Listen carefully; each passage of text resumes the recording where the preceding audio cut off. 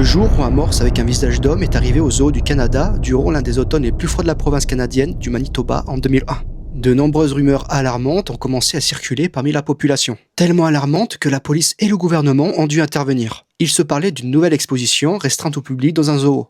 Ensuite, des documents filtrés en 2009 dans le magazine Fortune, mais retirés par ordre judiciaire, ont révélé que le gouvernement canadien aurait autorisé la mise en sécurité et l'étude d'une entité biologique humaine transformée par chirurgie en morse. Le véritable mystère réside dans l'origine de cette créature. Selon des rapports confidentiels provenant de l'hôpital de Sunface en 1999, un homme sans identité serait entré dans l'établissement avec des modifications corporelles extrêmes. Il avait la mâchoire restructurée en forme de croc incurvé, fait d'ivoire véritable. Il n'y avait pas de bras, ceux-ci étaient remplacés par des nageoires en peau synthétique. Des morceaux de diverses parties de son corps étaient ajoutés sur son dos pour simuler la bosse d'un morse. Son langage était limité à des grognements et des hurlements car on lui avait coupé les cordes vocales. Il a été enregistré sous le nom de Sujet Wallaby, un homme de 41 ans de nationalité américaine. Une enquête indépendante menée par des journalistes du média alternatif Coalfiles a révélé qu'un ancien marin retiré et millionnaire du nom de Howard N avait acheté une vieille cabane au bord du lac Winnie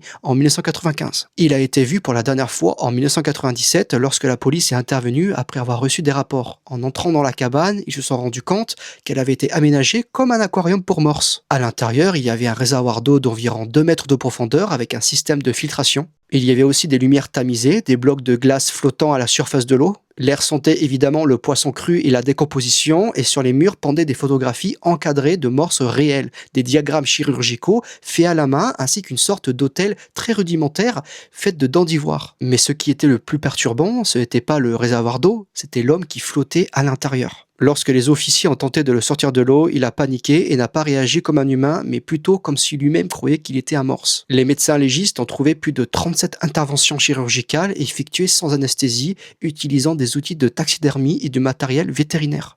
On dit que l'homme a été emmené au zoo du Canada, mais l'histoire ne s'arrête pas là. En effet, ils ont commencé à chercher le soigneur du morse et tu ne donneras jamais ce qu'ils ont trouvé. Cela dit, il s'agit d'une légende urbaine qui circule depuis des années. Même un film par rapport à ça qui s'appelle Tusk. Sauvegarde bien cette vidéo si tu veux la partie 2.